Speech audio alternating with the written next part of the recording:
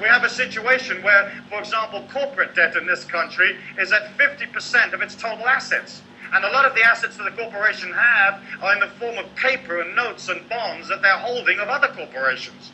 So the 50% that you think they've got, some of that may be real money and may not be real money. The government has basically continued to print money like crazy in order to try to keep the system up. After 1946, all the major trading nations agreed to come off the gold standard, which meant that all of a sudden money didn't have to be real anymore, because in the olden days, a dollar bill was a receipt for some gold someplace. And in theory, you could walk up and you could say, hey, you know, I want my gold, you know, or I want to look at my dollar bill, or whatever it is you do when you go around the bank.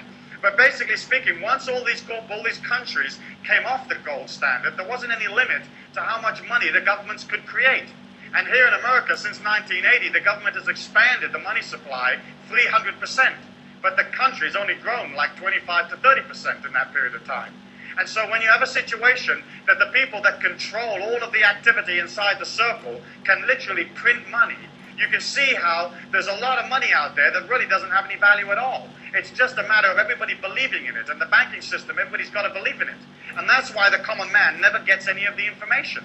They only get little bits of the information, because if anybody actually told you what was actually going on, you'd freak out and you'd go get your money back. As you look at that, you can see that like personal debt has expanded to the point where like the average person owes like 1.5 years' wages, you know. Corporate debt is 50% of assets. The governments are running trillions of dollars worth of deficits. The trade figures are incredibly impossible.